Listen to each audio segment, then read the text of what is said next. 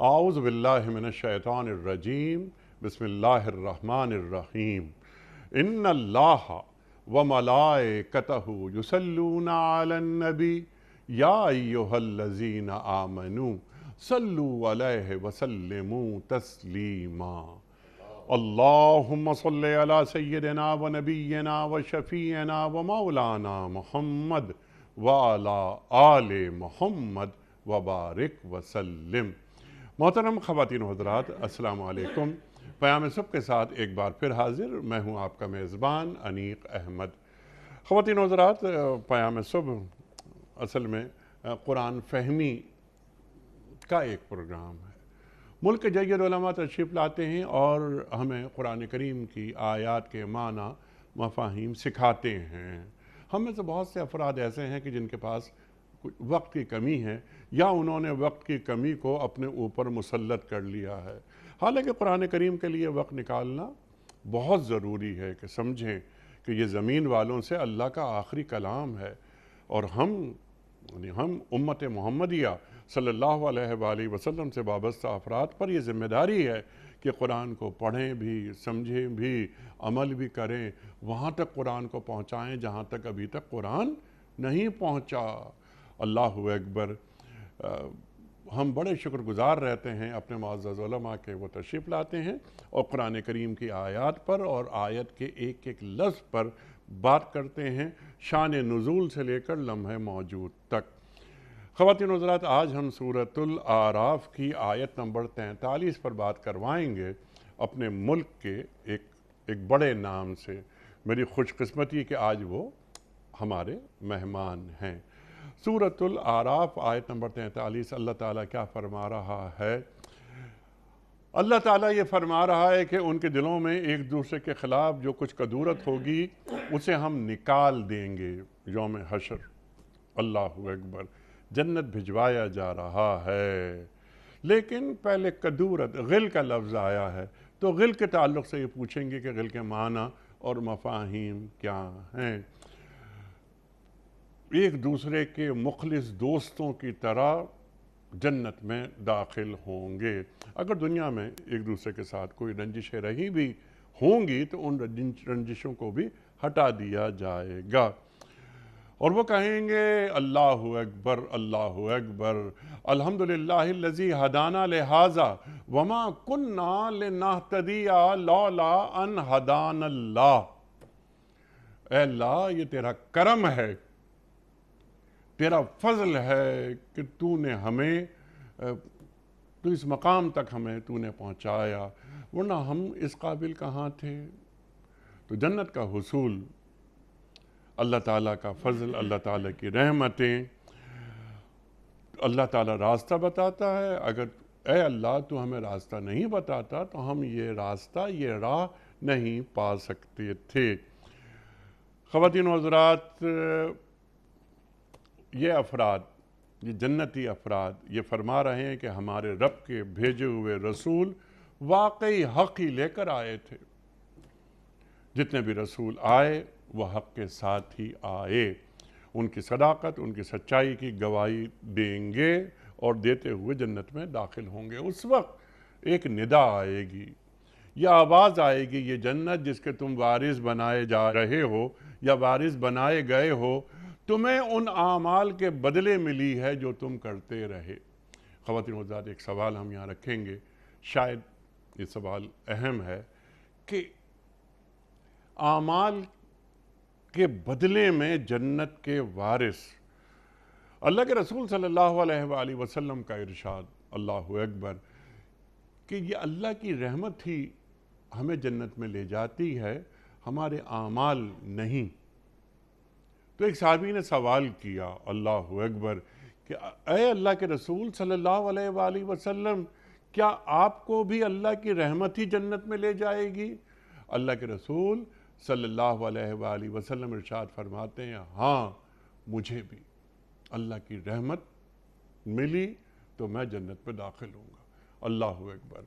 सरकार दो आलम सल्लल्लाहु अलैहि वसल्लम जो मासूम हैं, जो वजह वजूद कायनात हैं, वो ये फरमा रहे हैं।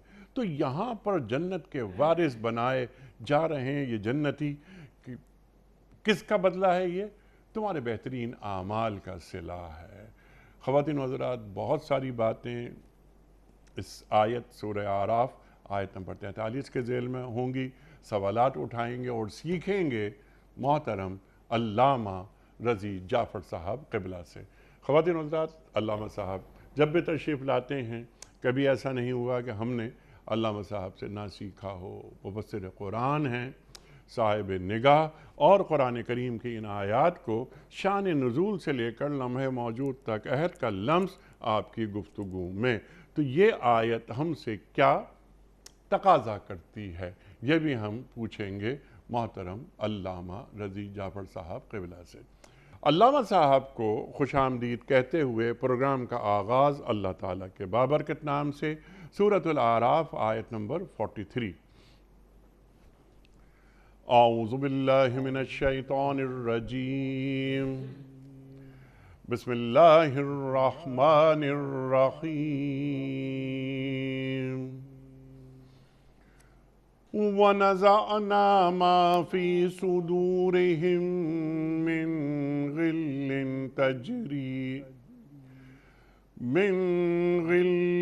تَجْرِي مِن تَحْتِهِمُ الْأَنْهَارُ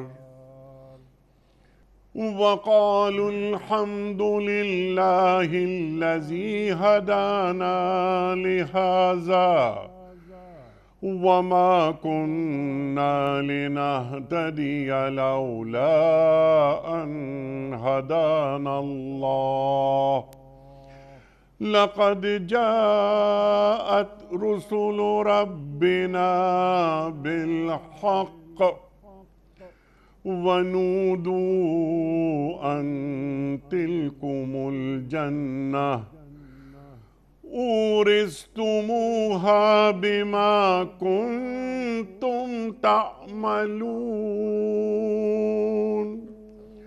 صدق اللہ العظیم۔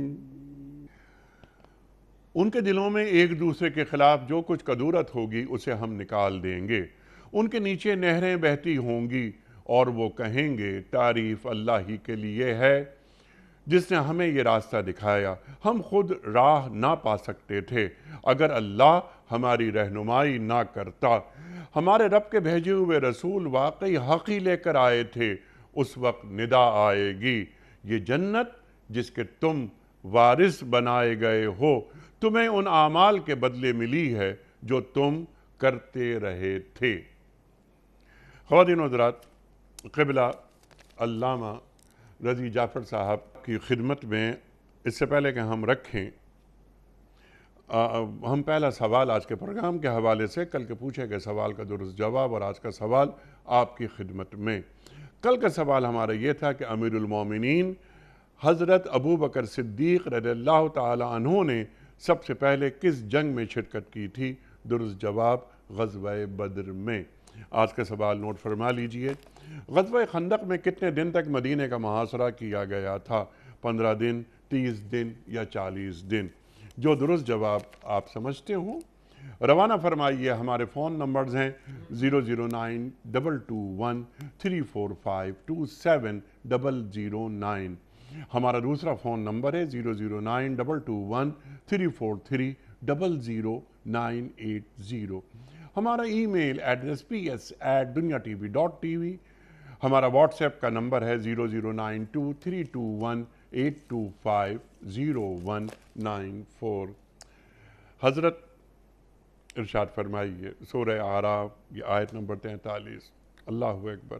ہر آیت ہی قرآن کریم کی بڑی عظیم الشان ہے، بڑی عظمت والی ہے، لیکن بعض آیات پکڑ لیتی ہیں فوراً۔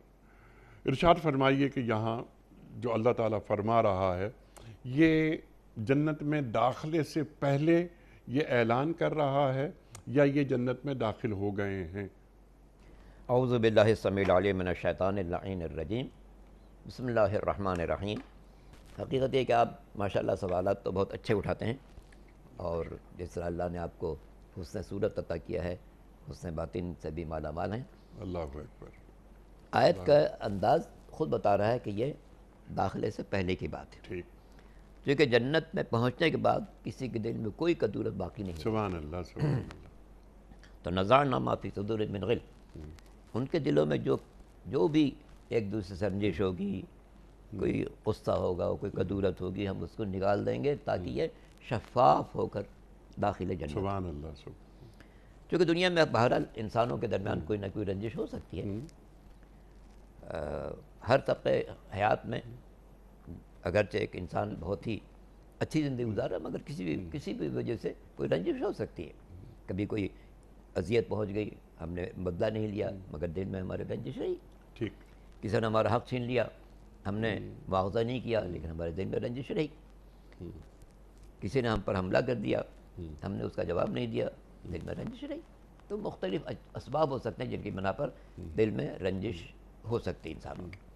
ان لوگوں کے بھی دل میں جو باعمل ہیں، ٹھیک۔ بے عمل لوگ تو خیر ان کی بات ہی الگ ہے، وہ تو ان کا ٹھکانہ دوسرا ہوگا، لیکن جو جنت میں جانے والے باعمل لوگ ہیں ان کے دل میں بھی دنیاوی اعتبار سے کوئی نہ کوئی رنجش کسی بھی لمحہ حیات میں ہو سکتی ہے۔ ٹھیک یہ رنجش فطری بھی ہوتی ہے۔ ٹھیک۔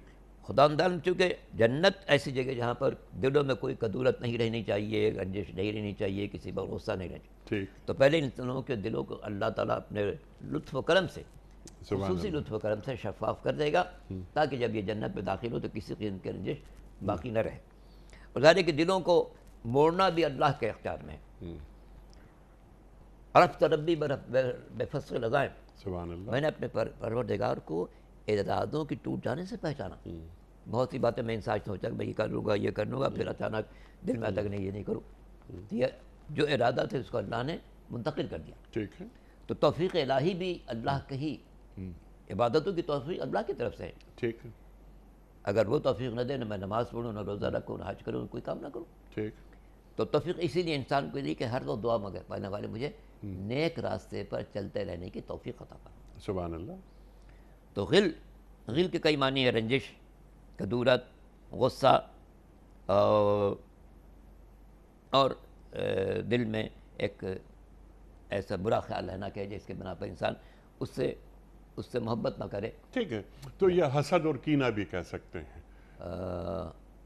حسد اور کینہ بھی کہہ سکتے ہیں، جی ہاں، کیونکہ اس کے بہت سے معنی اہل لغت نے لکھے ہیں۔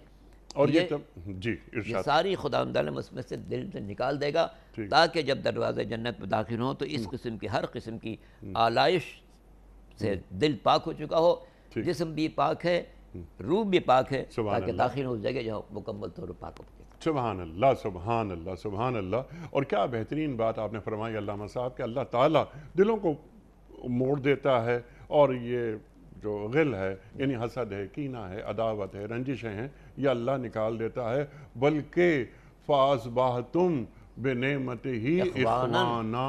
اللہ اس اکبر۔ کے احسان سے ایک دوسرے کے بھائی بن جاؤ۔ ایک دوسرے کا بھائی بنا دیتا ہے، اور یہ اللہ کی توفیق کے بغیر نہیں ہوتا۔ اچھا، یہ تو جنت میں داخلے کے وقت یہ گفتگو ہو رہی ہے، اللہ تعالیٰ پاک دل کے ساتھ جنت میں داخل کر رہا ہے، لیکن علامہ صاحب یہ غل سے پاکی اگر دنیا ہی میں ہو جائے، اگر ہم دنیا میں رہتے بستے ہم یعنی یہ حسد، کینہ، بغض، عداوتیں، رنجشیں، اس سے پاک زندگی گزاریں اور دنیا کو ہی جنت بنا لیں، تو کیا اس جنت میں جانے کا یہ ایک راستہ نہیں ہوگا؟ سبحان اللہ، بہت اچھی بات کہی آپ نے، چونکہ آیت میں تذکر اس وقت کا ہے کہ جو لوگ جنت جا رہے ہیں، ورنہ حقیقت تو یہ کہ انسان کو ہر لمحہ اللہ سے درخواست کرنی چاہیے کہ پالنے والے میرے دل کو شفاف بنا، میرے دل میں کسی کے لیے کینہ نہ رہے، کدورت نہ رہے، رنجش نہ رہے، میں ایسا انسان بن جاؤں کہ جو ہر ایک کی غلطیوں کو نظر انداز کرتا رہوں، اس سے التماس کرتا رہوں کہ تو میری غلطی کو نظر انداز کرے۔ جیسا کہ ہم احادیث میں پڑھتے ہیں کہ بزرگان دین میں ایسی شخصیتیں بھی موجود ہیں جو اپنے خدمتگاروں کو بٹھاتی تھی، کبھی کبھی ان سے کہتی تھی کہ میں نے تمہاری تمام کوتاہیاں تم دال پر کرتے رہے ہو ان کو معاف کیا تاکہ اللہ میری کوتاہیوں کو معاف کرے۔ سبحان اللہ۔ تو بندوں کی خطاؤں کو معاف کرتے رہنا بھی ایک حسن ہے انسان کی زندگی کا، کہ تاکہ میں اپنے رب سے درخواست کر سکوں کہ پالنے والے میں نے تو ایک عاجز بندہ ہوتے اس کو معاف کر دیا، تو کریم ہے، رحیم ہے، مالک ملک ہے، ذوالجلال ہے، تو مجھے معاف کر دے۔ سبحان اللہ۔ تو اسی لیے کہا گیا ہے کہ جو بندہ ایسا ہے کہ جو بندوں کو معاف نہیں کرتا وہ کیسے توقع کرتا کہ اللہ سے درخواست کرے کہ پالنے والے تو مجھے معاف کر. اللہ اکبر. تو پہلے بندوں کو معاف کرو پھر اللہ سے درخواست کرو کہ پالنے والے میں نے تو مجھ پر جو ظلم ہوا تھا یہ مجھ پر جو زیادتی ہوئی تھی میں نے اس کو معاف کر دیا ہے. اب اس کے بعد میں تجھ سے درخواست کر رہا ہوں کہ جس طرح میں نے اپنے ناقص ہونے کے باوجود ان بندوں کو معاف کر دیا تو اپنے کرم کی بنا پر مجھ کو معاف کر دے. سبحان اللہ سبحان اللہ سبحان اللہ سبحان اللہ. تو زندگی میں بھی لازمی ہمیں ان اوصاف کو اپنے دل میں بسا لینا اور اس چاہیے. آیت کا ایک تقاضا یہ بھی ہے جی کہ انسان پیش نظر کے اچھا جنت میں اللہ تعالیٰ ایسا کرے گا تو ہم کیوں نہیں دنیا میں ایسا کر دوں. دنیا ہی میں اپنے خلق کو شفاف کر لوں تاکہ کسی کے لیے کوئی رنجش کوئی کدورت کسی قسم کا غصہ کوئی قسم کی عداوت باقی نہ رہنے پائے اور میں دنیا سے اٹھوں تو صاف ستھرا اٹھوں. سبحان اللہ سبحان اللہ. اور وہ بہت اہم واقعہ ہم بار بار پڑھتے ہیں سنتے ہیں آپ حضرات سے کہ اللہ کے رسول صلی اللہ علیہ وآلہ وسلم ایک صحابی کے تعلق سے فرماتے ہیں کہ وہ تشریف لانے والے ہیں. اب جو شخص آئے گا وہ جنتی ہوگا. تو معلوم کیا گیا, میں اس کو چھوٹا کر دیتا ہوں, کہ کیا خاص عمل ہے, تم کون سا خاص عمل کرتے ہو؟ تو وہ صحابی فرماتے ہیں کہ میں تو کچھ بھی نہیں کرتا کوئی خاص عمل, ہاں سونے سے پہلے میں سب کو معاف کر کے سوتا ہوں. سبحان اللہ سبحان اللہ سبحان اللہ. تو سب کو معاف کر کے, جو آپ بات فرما رہے تھے کہ اللہ میں سب کو معاف کر رہا ہوں تو بھی مجھے معاف کر دے. اللہم انک عفو تحب العفو فاعف عنی. اللہ تعالیٰ یعنی یہ تاخراتوں میں پڑھنے کے لیے یہ فرمایا گیا ہے. اچھا اب داخل ہو گئے جنت میں, اللہ اکبر. جنتی بڑے خوش ہیں اور کیا پڑھ رہے ہیں, کیا بیان کر رہے ہیں کہ الحمدللہ الذی ہدانا لہذا وما کننا لنہتدی لولا ان ہدانا اللہ. جو کچھ ہے اس کا کرم ہے. جس طرح پوری کائنات اس کا لطف و کرم ہے. دریا کی روانی اس کا کرم ہے, سمندر کی طغیانی اس کا کرم ہے, آفتاب کی تمازت اس کا کرم ہے, ماہتاب کی خنکی اس کا کرم ہے, ستاروں کی چمک اس کا کرم ہے, پھولوں کی مہک اس کا کرم ہے, سبزوں کی شادابی اس کا کرم ہے, پھلوں کی مٹھاس اس کا کرم ہے. کائنات میں انسان کے پاس جو کچھ ہے سب اللہ کا کرم ہے. میرا یہ وجود کیا ہے, میرے ہاتھ کے قوت گرفت اس کا کرم ہے, میرے پیروں میں چلنے کی طاقت اس کا کرم ہے, میرے آنکھوں میں روشنی اس کا کرم ہے, میری زبان میں گفتار اس کا کرم ہے, میرے کانوں میں سماعت اس کا کرم ہے, میرے دل میں دھڑکن اس کا کرم ہے, میرے دماغ میں سوچنے سمجھنے کی صلاحیت اس کا کرم ہے. تو انسان کو چاہیے کہ ہر آن اس بات کو پیش نظر رکھے کہ میں دنیا میں بھی جو کچھ میرے پاس ہے وہ اس کا کرم ہے, وہاں بھی جو کچھ حاصل ہونے والا ہوگا اس کا کرم ہوگا. تو یہ اقرار کہ اللہ کا احسان ہے کہ اس نے ہمیں اس راستے کی طرف رہنمائی فرمائی, چونکہ وہی رہنمائی کرنے والا ہے. هو الہادی, اصل ہدایت تو اللہ کی طرف سے ہے. ان ھدی اللہ ھو الھدی. اصلی ہدایت تو اللہ کی طرف ہوتی. تو اسی نے ہمیں اس راستے پر چلا دیا, اس انبیاء کو بھیجا تاکہ ہم صحیح راستے پر چلیں, اور اسی راستے پر چلتے ہوئے آج اس نے ہمارے دل کے اندر جو کچھ ضرورت تھی اس کو بھی نکال دیا. اب ہم داخل ہو رہے ہیں اس راستے پر کہ جو اللہ کی رہنمائی سے ہم تک پہنچائے. چونکہ انسان کی تخلیق ہو یا کائنات کی تخلیق ہو, اس سب میں اللہ کا لطف و کرم شامل ہے. انسانوں کو اس نے پیدا کر کے زمین پر یوں ہی نہیں چھوڑ دیا. ہم حسب تمنا خلقناکم عبثا, کیا تم سمجھتے ہم نے بیکار پیدا کر دیا؟ کوئی شخص بھی کسی چیز کو بے مقصد نہیں بنا سکتا. انسانوں میں بھی کوئی شخص کوئی چیز بے مقصد نہیں بنائے گا, اگر عاقل ہے تو. پاگلوں کی بات الگ ہے. کوئی عاقل انسان کوئی چیز بے مقصد نہیں بنائے گا, تو مالک کے دو جہاں کسی انسان کو بے مقصد کیسے پیدا کرے؟ اسی مقصد کو سمجھانے کے لیے انبیاء بھیجے, مرسلین بھیجے, ہادیان برحق بھیجے, اور ان سے عہد و پیمان لیا کہ جاؤ دنیا میں ہمارے پیغام کو پہنچاؤ, اور اس پیغام کو پہنچانے کے لیے جتنی اذیتیں اٹھانی پڑے سب اٹھاؤ. اللہ دعائے ندوہ ایک ہماری یہاں بہت اچھی دعا سمجھی جاتی ہے, اس میں جملہ لکھا ہوا کہ اللہ نے جن لوگوں کے سر پر تاج نبوت رکھا ہے, تاج ہدایت رکھا ہے, ان سے عالم ارواح میں اس نے وعدہ لیا ہے کہ تم دنیا میں جاؤ گے, دنیا کی آلائشوں سے اپنے آپ کو بچاؤ گے, اس کی رنگینیوں سے اپنے دامن کو دور رکھنا, اور ہمارے پیغام کو پہنچاتے رہنا. ہمارے پیغام کو پہنچانے میں جو اذیتیں برداشت کرنے پڑے کر لینا. اور چونکہ اللہ جانتا تھا کہ یہ لوگ اپنے وعدے کو پورا کریں گے, تب اس نے ان کے سر پر تاج رکھا نبوت کا اور ہدایت کا. سبحان اللہ سبحان اللہ. اور اے اللہ تیری ہدایت تیرا کرم نہیں ہوتا تو ہم جنت میں داخل کیسے ہو سکتے تھے؟ تو نے ہمیں راہ دکھائی. ہم دنیا میں بھی نہ آتا ہے اس کا کرم ہوتا. جی ہاں، جی ہاں. اچھا، یہ تمام چیزیں، تمام عنایات، تمام نعمتیں اللہ کی طرف سے جس طرح آپ نے فرمایا نازل ہوتی ہیں. تو علامہ صاحب، جو نیکی کی توفیق ہوتی ہے، کیا یہ بھی من جانب اللہ ہوتی ہے؟ لازمہ. اسی لیے انسان کے لیے حکم ہے احادیث کے اندر کہ دعا مانگتے رہو پالنے والے مجھے ہمیشہ اپنے توجہات کا مرکز قرار دینا، مجھے تنہا مت رکھنا. لا تکلنی الی نفسی، میرے مالک تو مجھے میرے نفس کے حوالے مت کرنا، سبحان اللہ. بلکہ میرا ہاتھ پکڑ کے گویا تو منزل مقصود کی طرف چلاتے رہنا. تو قدرت کی طرف سے ظاہر ہے کہ جسمانی تو ہاتھ نہیں پکڑا جائے گا، مگر اس دل میں یہ ہمارے ڈالتا رہے گا تاکہ میں سیدھا راستے پر چلوں. یہ راستہ جو انبیاء نے سکھایا، مرسلین نے سکھایا، ہادیہ نے برحق نے سکھایا، اور اللہ نے بھیجا اس لیے تھا تاکہ بنی نوع انسان پر واضح کیا جائے کہ جس نے پیدا کیا اس کے پیدا کرنے کا مقصد کیا ہے. اب جو لوگ مقصد کی تکمیل کر رہے ہیں وہ انعام کے حقدار ہوں گے، اور جو اس کے نظر انداز کر رہے ہیں وہ سزا کے حقدار ہوں گے. سبحان اللہ، سبحان اللہ. اس سے زیادہ بدنصیب کون ہوگا جس کو اللہ اس کے حال پہ چھوڑ دے. بہت بد نصیب ہے وہ، کیونکہ وہ کوئی بھی ٹھوکر کھا سکتا ہے. اللہ اکبر. اس لیے نفس الامارۃ بالسوء، اب تو مسلسل برائی کی ترغیب دینے والا اللہ نے چھوڑ کے جاؤ، اب چلے گا تو خرابی کی طرف جائے گا. جس طرح کوئی استاد دیکھے ایک نالائق ایک لڑکا ہے، جتنا بھی سبق سنتا ہی نہیں، کہتے ٹھیک ہے تم جاؤ اپنے راہ پر. تو یہ چھوڑ دینا اس کی تباہی کا راستہ ہے. اللہ اکبر. استاد کی شفقت کا تقاضا یہ کہ اس کو روکتا رہے کہ نہیں بیٹا ایسا مت کرو، سمجھاتا رہے، جیسے بھی ممکن ہو اس کو راستے پر ڈالتا رہے.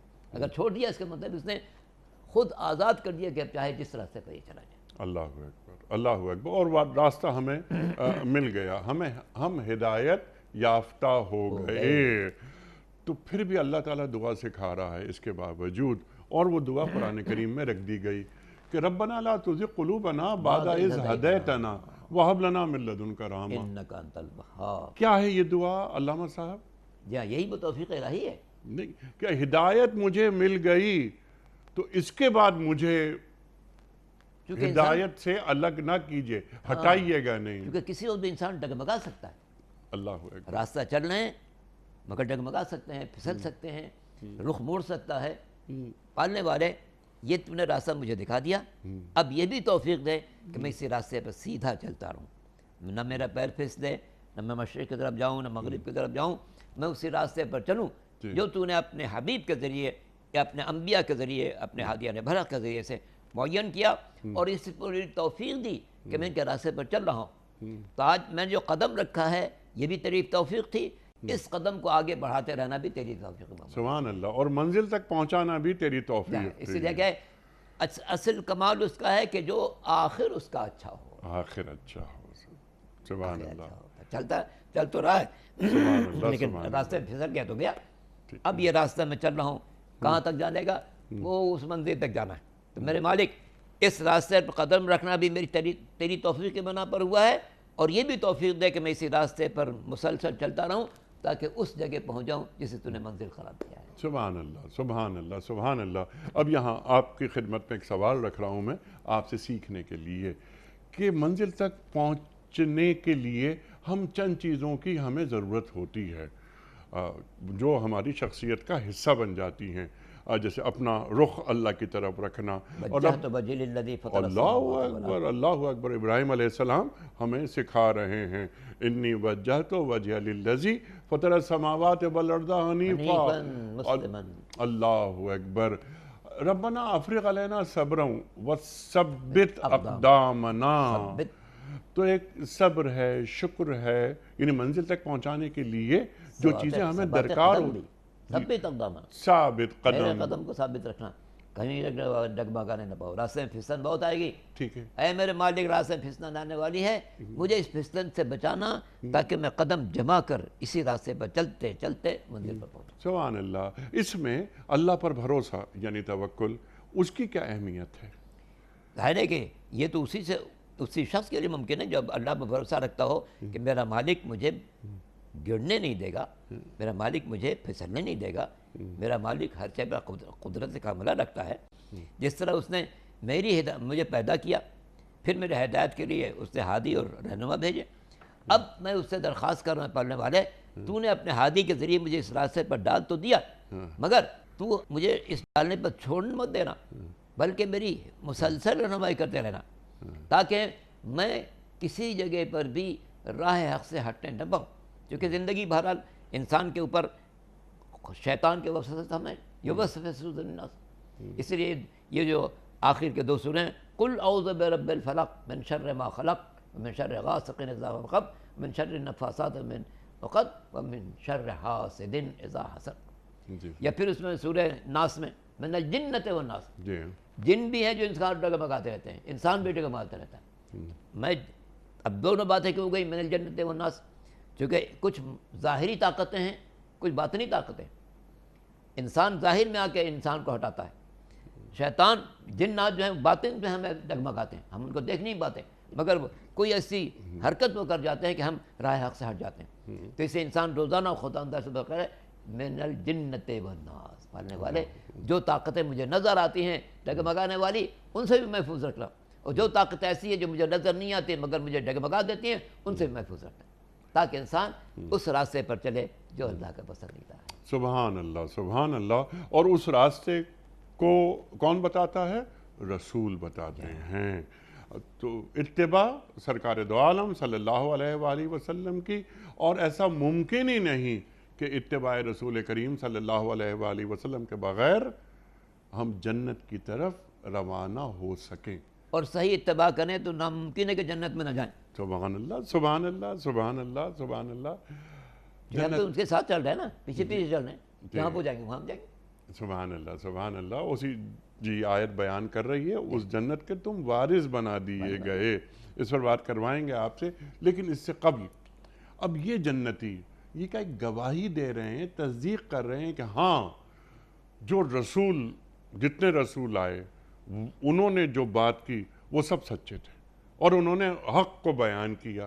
تو یہ گواہی اللہ رسولوں کے تعلق سے کیوں دلوا رہا ہے؟ چونکہ یہ ایک انتہائی فرحت کا موقع ہوگا، ٹھیک، ان کے تمام جو قدورت سے صاف ہو گئی، جنت میں داخل ہو گئے۔ جنت میں داخل ہوتے تھے، اچھا اوہو کیسے باغات ہیں، کیسے پھل ہیں، کیسی نہریں ہیں، خوشگوار فضا ہے، اچھے اچھے لوگ ہیں، پاکیزہ لوگ نظر آ رہے ہیں، وہ جن کے پیشانی و سجدے کے نشانے وہ نظر آ رہے ہیں، اللہ جو تہجد پڑھتے تھے وہ نظر آ رہے ہیں، جو ساری زندگی بندگان خدا کو فیض پہنچاتے تھے وہ نظر آ رہے ہیں۔ یہ دیکھ کر بے ساختہ دل خوش ہوگا، اس خوشی میں کہے گا اللہ تعریف تعریف تعریف اللہ اس کی ہے جس نے ہمیں اس راستے پر جلایا، اور ہمیں خوشی ہوئی دیکھ کر کہ جو کچھ ہم سے کہا گیا تھا سب ثابت ہوا۔ کہا گیا تھا کہ تمہارے لیے دودھ کی نہر ہوگی، وہ بھی نظر آ رہی ہے، شہد کی نہر ہوگی وہ بھی نظر آ رہی ہے، خالص پانی کی نہر ہوگی وہ بھی نظر آ رہی ہے، شراب طہور ہوگی وہ بھی نظر آ رہی ہے، جن جن چیزوں کا اللہ نے اللہ کے پیغمبروں نے وعدہ کیا تھا سب نظر آ رہی ہیں۔ تو چونکہ انسان داخل ہوتے ساری چیزیں دیکھے گا تو بے ساختہ اس کی زبان سے نکلا الحمدللہ الذی ہدانا لہذا، سبحان اللہ تعریف ہے اس نے ہمیں رہنمائی کی اور یہاں ہمیں پہنچا دیا۔ سبحان اللہ سبحان اللہ۔ اللہ نے جنت تک پہنچایا اور رسول اس کا ذریعہ بنے۔ رسول کے نقش قدم پر چلو، چلتے رہو گے لازم پہنچ جاؤ گے۔ سبحان اللہ۔ اسی لیے ہم حدیث پڑھ رہے تھے چھٹے امام کی، کہ آپ بیٹھے تھے خانہ کعبہ میں، اور بہت سے لوگ تھے جس کو اپنا ہمیشہ شک و شبہات میں رہتے ہیں۔ فرمایا کہ اگر تم پیغمبر کے اسوہ حسنہ پر چلتے رہے تو یہ ممکن نہیں ہے کہ تم جنت میں داخل نہ ہو۔ اللہ اکبر۔ ہرگز یہ بدگمانی مت کرنا کہ تم اتباع رسول کے باوجود جنت نہیں جاؤ گے، چونکہ یہ بدگمانی ہے۔ اگر ان کے راستے پر چل رہے ہیں تو کیسے ممکن کہ وہ جائیں ہم نہ جائیں؟ انجن تو جا رہا ہے، بوگی نہ جائے۔ ریل گاڑی میں انجن چلا جائے منزل پر، بوگی نہ جائے، یہ نہیں ہو سکتا۔ بوگی اس وقت نہیں جائے گی جب راستہ چھوڑ دے۔ تو اس لیے ہم اپنی زندگی میں انجن قرار دیں رسول اکرم کو، اور بوگی قرار دیں اپنی ذات کو۔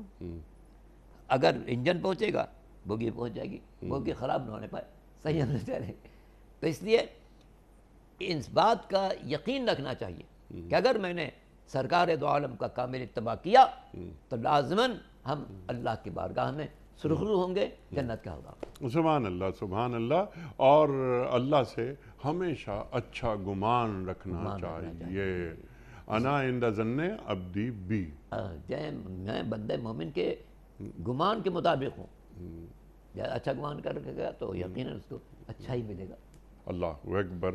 ہمارے ہمارے اعمال کو اپنی بارگاہ میں قبول کر لے اور ہمیں جنت تک پہنچا دے۔ اللہ کے رسول صلی اللہ علیہ وآلہ وسلم کے فرمودات پر، آپ کی سیرت پر، قرآن پر عمل کر کے ہم سیدھا جنت ہی میں جائیں گے۔ اس سلسلے میں ہمیں کوئی بدگمانی نہیں ہونی چاہیے، کوئی بدگمانی نہیں ہونی چاہیے۔ بدگمانی اپنے ذات سے ہونی چاہیے۔ جہاں گڑبڑ کریں گے پھسل جائیں گے، سبحان گڑبڑ نہیں کریں گے سیدھے چلیں گے، وہیں پہنچیں گے جہاں حضور چاہتے ہیں۔ سبحان اللہ۔ اور گڑبڑ کا علاج توبہ، توبہ ہے توبہ کہ اے اللہ کہ انسان اس بار بار کہے استغفر اللہ ربی وتوب الیہ، استغفر اللہ ربی وتوب الیہ، استغفر اللہ ربی وتوب الیہ، اور یہ استغفار لغو لسانی نہ ہو، جی ہاں یاد کریں کہاں کہاں مجھ سے کوئی گڑبڑ ہوئی ہے، میری آنکھوں نے خیانت کی ہے، پالے والے معاف کر دیں، میری زبان نے لغزش کی ہے، پالے والے معاف کر دیں، میرے کانوں میں غلط باتیں آئی ہیں، معاف کر دیں، میرے ہاتھ میں کوئی ظلم ڈھایا ہے، معاف کر دیں، میرے پیر مجھے غلط جگہ لے کے گئے ہیں، معاف کر دیں۔ تو یہ دل سے اگر کہے گا تو معافی ہوگی، سبحان اللہ۔ صرف زبان سے کہنا استغفار نہیں ہے، جی دل ساتھ دے۔ اس لیے آپ دیکھیں کہ منافقین آتے تھے سرکار دو عالم کے پاس اور کہتے تھے جاءک المنافقون قالوا نشهد انک لرسول اللہ واللہ یعلم انک لرسولہ واللہ یشہد ان المنافقین لکاذبون۔ اے پیغمبر، یہ منافقین آپ کے پاس آتے ہیں، کہتے ہیں ہم گواہی دیتے ہیں کہ آپ اللہ کے رسول ہیں، اللہ بھی جانتا ہے کہ آپ اللہ کے رسول ہیں، لیکن اللہ گواہی دیتا ہے کہ یہ منافق جھوٹے ہیں، کیونکہ جو زبان کہہ رہی ہے دل نہیں کہہ رہا۔ جی ہاں تو اگر زبان سے ہم کہیں استغفر اللہ ربی وتوب الیہ مگر دل میں کوئی تخو نہیں، تو یہ استغفر اللہ ویسی ہے جیسے منافقین آ کے کہتے تھے کہتے آپ اللہ کے رسول ہیں۔ کیا کتنی خطرناک بات ہے یہ، بہت خطرناک۔ بہت خطرناک جو آپ نے بات فرمائی کہ منافقین کا رویہ، خدا نہ خواستہ اگر ہمارا رویہ جس طرح آپ نے فرمایا کہ ایسا ہے، ان المنافقین فی الدرک الاسفل من النار، جی بدترین جگہ ان کو رکھا جائے گا۔ اللہ اکبر۔ اللہ کی زبان سے وہی بات کہہ رہے ہیں جو اللہ جانتا ہے، جی اللہ جانتا ہے کہ انک لرسول ہو، اور گواہ بھی یہ دے رہے ہیں کہ آپ اللہ کے رسول ہیں، جی لیکن چونکہ زبان کہہ رہی ہے دل نہیں کہہ رہا، جی اور یہ زبان و دل کی مخالفت اللہ کو اتنی ناپسند ہے، اتنی ناپسند ہے، اس نے کہا کہ ان کو بدترین جگہ پر پھینکو۔ اللہ اکبر، اللہ اکبر، یعنی جہنم کے سب سے نچلے طبقے میں، سب سے سخت طبقے میں، اللہ اکبر۔ چونکہ ایک کافر ہے جو انکار کیا جا رہا ہے، یہ کم بخت ہوئے ہیں کہ جو اقرار بھی کر رہے ہیں دل سے انکار بھی کر رہے ہیں، تو اس کی دوہری سزا ان کو۔ اللہ اکبر۔ یا ایھا الذین آمنوا لما تقولون ما لا تفعلون، کبر مقتا عند اللہ ان تقولوا ما لا تفعلون۔ اللہ اکبر، اللہ اکبر۔ تو قول اور فعل میں ہم آہنگی لازمی۔ تو یہ کہ جس طرح بار بار ہم ایک بات عرض کرتے ہیں، کہیں ایسا تو نہیں کہ قولی اقرار ہو رہا ہو اور عملی انکار ہو رہا ہو، اس کی سرحدیں کیا ایک تو ہوتی ہے نافرمانی اور ایک ہوتی ہے صریح بغاوت؟ کیا ہم صریح بغاوت تک خدا نہ خواستہ پہنچ تو نہیں گئے؟ یعنی اللہ تعالیٰ کے احکام اس کسی مملکت میں ہم رہتے ہیں، احکام کو مانتے ہیں، ہم کسی ادارے میں ہوتے ہیں، اس ادارے کے احکام کو مانتے ہیں، یا ہم اس ادارے میں کام کرتے ہیں، جو آرڈرز ہوتے ہیں تو ان کی پاسداری کی جاتی ہے، لیکن اللہ تعالیٰ نے قرآن کریم میں احکام دے دیے، اور یہ احکام پہنچے اللہ کے رسول صلی اللہ علیہ وآلہ وسلم کے ذریعے۔ اگر ہم اس پر عمل نہیں کر رہے یا اسے درخور اعتنائی نہیں سمجھتے تو اسے ہم کیا کہیں گے؟ یہ نافرمانی کہیں گے یا دین سے بغاوت؟ اصل میں جب انسان کلمہ پڑھتا ہے محمد رسول اللہ کہتا ہے تو اس کا مطلب پیغمبر کو اللہ کا نمائندہ مان رہا ہے۔ جی اچھا، اور اس نمائندے کی شانی کہ ما ینطق عن الہویٰ ان هو الا وحی یوحیٰ، ٹھیک ہے، اپنی مرضی سے کچھ نہیں کہہ رہا، وہ تو وحی کے مطابق کہہ رہا۔ اب پیغمبر کی بات کو نظر انداز کرنا در حقیقت اللہ کی بات نظر انداز کرنا۔ سبحان اللہ۔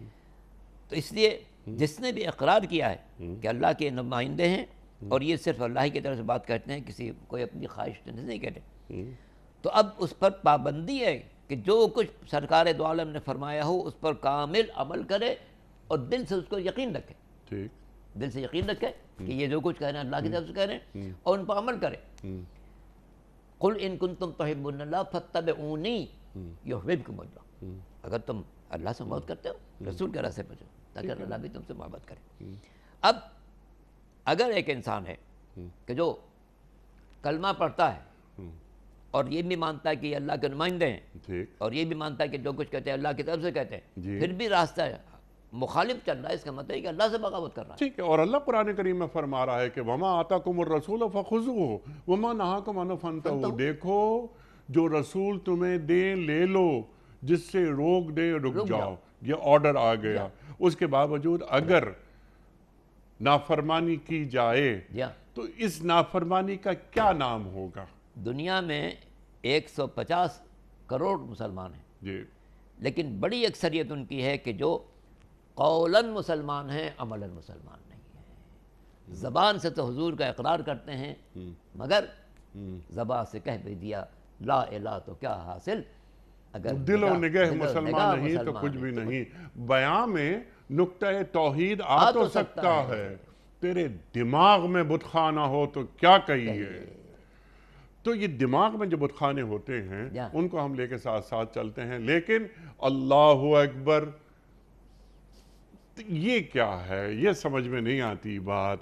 اور یہ جو آذان کی آواز آتی ہے تو اللہ تعالیٰ کو تو معلوم ہے کہ وہ سب سے بڑا ہے، ہمیں بتانا ہوتا ہے کہ ہاں اے اللہ تو ہی سب سے بڑا دوران ہے۔ نماز ہی بار بار اقرار کرو، شروع کرو تو اللہ اکبر، رکوع میں جاؤ تو اللہ اکبر، رکوع سے اٹھو تو اللہ اکبر، سجدے میں جاؤ تو اللہ اکبر، سجدے سے اٹھو تو اللہ اکبر، دوسرے سجدے میں جاؤ تو اللہ اکبر، دوسرے سجدے سے اٹھو تو پھر اللہ اکبر، اللہ تاکہ ذہن میں یہ بات راسخ رہے کہ کبریائی اس کی ہے، سبحان اللہ، کبریائی اس کی ہے۔ میں بندہ ناجز ہوں، بندہ عاجز ہوں، ناچیز ہوں، کچھ بھی نہیں ہوں۔ اصل کبریائی کسی کے نہیں ہے اس کائنات میں سوا اس کے جس نے مجھے پیدا کیا ہے، لہذا چونکہ کبریائی اسی کی ہے اس لیے سر بھی اسی کے آگے جھکے گا۔ پیغمبر اگرچہ اللہ کے محبوب ہیں، ان کا قول بھی اللہ کا قول ہے، ان کا عمل بھی اللہ کا عمل ہے، مگر ہم ان کے آگے سجدہ نہیں کر سکتے، جی ہاں، چونکہ کبریائی صرف اللہ کے لیے، ٹھیک ہے، وہ بھی بندے ہیں۔ آپ دیکھیں پیغمبر کو جو معراج ہوئی ہے وہ ان کے کمالات میں سب سے منفرد کمال ہے، جی، مگر وہاں نہ ان کے مزمل ہونے کا تذکرہ ہے، نہ مدثر ہونے کا تذکرہ ہے، نہ یطہا ہونے کا تذکرہ ہے، نہ یاسین ہونے کا تذکرہ۔ سبحان الذی اسریٰ بعبدہ لیلا من المسجد الحرام الی المسجد الاقصی الذی بارکنا حولہ، کہ عبدیت کا تذکرہ ہو رہا ہے، سبحان اللہ، کیونکہ یہ عبدیت اصل کمال ہے۔ اے پالنے والے مجھے عبد، اپنا عبد قرار دیتے اللہ کہ میں جو کچھ دیکھوں ایک بندے کے لحاظ سے دیکھوں، میرا عمل، میرا قول، میری رفتار، میری گفتار ویسی ہو جیسے ایک بندے کی ہونی چاہیے۔ تو بندگی ایک کمال معرفت کی منزل ہے کہ انسان اپنے رب کو پہچان بھی رہا ہو اور پھر اسی راستے پر چلے جو اللہ نے اس کے منتخب کیا ہے، تاکہ دنیا پر واضح ہو کہ مالک نے جو راستہ ہمارے لیے معین کیا تھا وہ سب سے عمدہ راستہ تھا، ہماری دنیا کو بھی سنوارنے کے لیے، ہماری آخرت کو بھی سنوارنے۔ سبحان اللہ، سبحان اللہ۔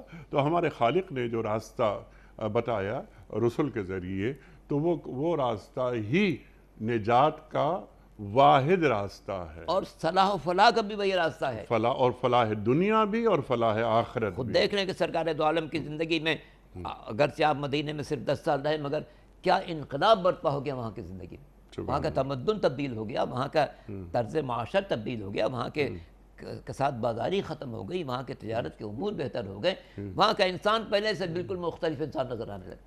اللہ تو 10 سال کے اندر حضور نے اس طریقے سے اس معاشرے کو تبدیل کر دیا کہ ان کی دنیا بھی سنور گئی، ان کی آخرت بھی سنور گئی۔ سبحان اللہ، سبحان اللہ، اور ایک انقلاب آ گیا۔ علامہ صاحب، جو شخص قرآن پڑھتا ہے کیا اس کے لیے انقلاب کوئی اجنبی لفظ ہوگا؟ اصل میں قرآن تو آیا ہی اس لیے کہ ہماری طبیعتوں میں انقلاب آ جائے، جی ہاں، فکر میں انقلاب آ جائے، سیرت میں انقلاب آ جائے، کردار میں انقلاب آ جائے، تاکہ ہم ایک بدلے ہوئے انسان نظر آئیں۔ سبحان اللہ، سبحان اللہ، سبحان اللہ، کہ جو اطاعت کرتا ہے اللہ کی اور اللہ کے رسول صلی اللہ علیہ وآلہ وسلم کی تو پھر وہ ایسا بندہ ہو جاتا ہے۔ حج کے سلسلے میں لکھا ہوا ہے کہ جب حج کر کے آؤ تو تم بدلے ہوئے انسان نظر آؤ۔ جی، لوگ کہ اچھا اللہ کے گھر سے آ رہا ہے تو بڑا تبدیل شدہ انسان آ رہا ہے، سبحان اللہ، با معرفت انسان آ رہا ہے، باعمل انسان آ رہا ہے، با کردار انسان آ رہا ہے۔ تو اللہ سے وابستگی کا لازمی نتیجہ ہے کہ انسان کے زندگی میں اتنی تبدیلی آ جائے کہ جیسے حدیث میں کہا گیا تخلقوا باخلاق اللہ، سبحان اللہ، ڈھل جاؤ اخلاق الہی میں۔ سبحان وہ اللہ، کریم ہے تم کرم کرو، وہ رحیم ہے تم رحم کرو، وہ ستار ہے، تم لوگوں کے عیوب کے پردہ پوشی کرو، وہ رزاق ہے، تم بندگان خدا کو رزق پہنچانے کی کوشش کرو، اس کی صفات میں اپنے آپ کو ڈھال دو تو دنیا بھی بہتر آخرت میں۔ سبحان اللہ سبحان اللہ، فلاح دنیا بھی فلاح آخرت بھی۔ اچھا علامہ صاحب، کیونکہ وقت مکمل ہو رہا ہے پروگرام کا، جو آخری حصہ ہے اس آیت کا، اللہ اکبر، کہ اللہ کیا فرما رہا ہے کہ اس وقت جی تو اس وقت ندا آئے گی، ایک آواز آ رہی ہے۔ میرا چھوٹا سا سوال، وہ آواز کس کی ہے، اللہ کی یا فرشتوں کی؟ اس کے ساتھ ساتھ آپ اس کو مکمل کر دیجئے گا پروگرام کو۔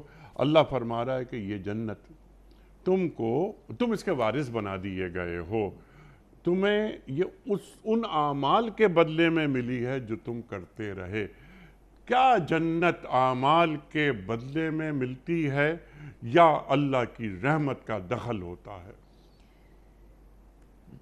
حقیقت یہ ہے کہ سوال بہت خوبصورت ہے، اور وقت میں چونکہ آپ نے بتایا گنجائش بہت کم ہے، تو میں عرض کرنا چاہتا ہوں کہ چونکہ اس بندے نے اللہ کی ذات کو مانا، یقین رکھا، اس کے پیغمبر کو اس کا نمائندہ مانا، اور پیغمبر جو کچھ کہتے رہے اس پر عمل کرتا رہا، تو اب اس کا انجام یہ ہونا چاہیے کہ یہ وارث بن جائے ان باتوں کا جن کا اس سے وعدہ کیا گیا تھا۔ اگر پیغمبر نے کہا تھا کہ نماز پڑھو گے تو یہ اجر ملے گا، روزہ رکھو گے تو یہ اجر ملے گا، زکوٰۃ دو گے تو یہ اجر ملے گا، حج کرو گے اجر ملے گا، بندگان خدا کو فیض پہنچاؤ گے تو یہ اجر ملے گا، فلاں فلاں برائی سے بچو گے تو یہ اجر ملے گا۔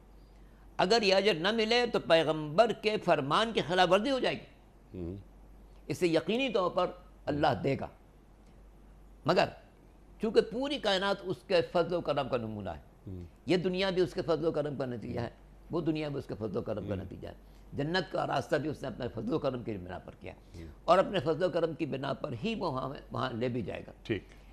تو اورستم ہو کا لفظ اس لیے ہے کہ ہم نے اللہ کے حکم کی پابندی کی، اس پابندی کا نتیجہ یہ ہے کہ ہمیں اس کا وارث قرار دیا گیا، چونکہ اگر ایسا وہ نہ کرے تو اس کے حکم کی خلاف ورزی ہو جائے گی، پیغمبر کے حکم کی خلاف ورزی بھی ایسی ہے جیسے اللہ کے حکم کی خلاف ورزی۔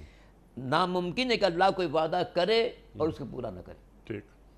جب اس نے اپنے حبیب کے ذریعے سے وعدہ کیا ہے کہ ہمیں تمہاری ان نیکیوں پر ہمیں تمہیں یہ جزا دینے والے ہیں، تو لازماً وہ ہمیں دے گا، مگر اس کا وعدہ کرنا بھی رحم و کرم ہے، اور اس وعدے کو پورا کرنا بھی اس کا رحم و کرم ہے، کیونکہ اس پر کسی کا اختیار نہیں ہے، بندے کا اپنے رب پر کوئی اختیار نہیں ہے، بندہ اس سے مانگ سکتا ہے، اس پر جبر نہیں کر سکتا، اس سے درخواست کر سکتا ہے، اس پر کوئی بات مسلط نہیں کر سکتا، اس لیے جو کچھ ملے گا لطف و کرم کے بنا پر ملے گا، مگر وہ لطف و کرم لازمی ہے اس کے لیے، اس لیے کہ اس نے وعدہ کیا ہے، اور اس کی ذات یہ کہ وعدہ خلافی کرنے والی نہیں ہے، اس کے حبیب نے وعدہ کیا ہے، اس کا حبیب وعدہ خلافی کرنے والا نہیں ہے، لہذا جو کچھ اللہ نے وعدہ کیا ہے وہ بندے کو لازماً ملے گا، مگر اس ملنے میں بھی اس کا لطف و کرم شامل ہے۔ سبحان اللہ سبحان اللہ، تکمیل نعمت کی معراج جنت کا حصول ہے، یعنی استحقاق نہیں جتایا جا سکتا، صرف اور صرف اللہ کی رحمت ہی ہمیں جنت میں لے کر جائے گی۔ تو اپنے اعمال کا کوئی الزام نہیں ہونا چاہیے کہ میں بہت ہی الزام کیا اور گئے، کوئی تکبر تقوی نہیں ہونا چاہیے۔ ہمیشہ ذہن میں چاہیے کہ پہلے بارے میں بہت عاجز ہوں، میری بڑی کوتاہیاں ہیں، میں کبھی اپنے عمل پر ناز نہیں کر سکتا، یہ تیرا لطف و کرم تھا کہ تو نے یہ ہدایت کی، اور تیرے لطف و کرم کا میں نے اس کا انجام دیا، اور تیرے لطف و کرم ہوگا تو اسے قبول فرما۔ سبحان اللہ، تو قبول فرما۔ ابراہیم علیہ السلام، اسماعیل علیہ السلام، بیت اللہ کی تعمیر، ربنا تقبل منا انک انت السمیع سبحان اللہ سبحان اللہ سبحان اللہ۔ ہم سے کیا ہو سکا؟ ہم نے کیا کیا؟ ہم نے کچھ بھی نہیں کیا، وہ تو انبیاء، اب یہ انبیاء ہماری کیا حیثیت، ہمارا کیا مقام؟ اے اللہ تو قبول فرما دے، ہماری یہ چھوٹی سی کوشش تھی یہ۔ اللہ اکبر۔ علامہ صاحب بڑا ممنون، بڑا شکر گزار، آپ تشریف لائے، اور ہمیشہ کی طرح آج بھی ہم نے آپ سے بہت سیکھا۔ خواتین حضرات، ہمارے معزز علماء کو اللہ سلامت رکھے، تشریف لاتے ہیں اور یہ جو قرآن فہمی کا سلسلہ ہے اس کو آگے بڑھاتے ہیں۔ ان علماء کی وجہ سے ہم اپنی علمی کمی کو دور کر لیتے ہیں۔ کتنے اہم نکات علامہ صاحب نے عطا فرمائے۔ میں آپ کا ایک بار پھر شکریہ ادا کرتا ہوں کہ آپ تشریف لائے۔ خواتین و حضرات، پروگرام کے آخری حصے میں کوئز کا سلسلہ ہوتا ہے، آپ اور ہم جانتے ہیں یہ دینی معلومات کے فروغ کی ایک کوشش ہے۔ کل کا سوال ہمارا یہ تھا کہ امیر المومنین حضرت ابوبکر صدیق رضی اللہ تعالیٰ عنہ نے سب سے پہلے کس جنگ میں شرکت کی تھی؟ درست جواب غزوہ بدر میں۔ آج کا سوال نوٹ فرما لیجئے، غزوہ خندق میں کتنے دن تک مدینے کا محاصرہ کیا گیا تھا؟ 15 دن تک، 30 دن تک یا 40 دن تک؟ جو درست جواب آپ سمجھتے ہوں روانہ فرمائیے۔ ہمارے فون نمبرز ہیں 009221345270009۔ ہمارا دوسرا فون نمبر ہے 0092234300980۔ ہمارا ای میل ایڈریس ps@duniatv.tv۔ ہمارا واٹس ایپ کا نمبر ہے 009232182500194۔ وقت ہے قرآن اندازی کا۔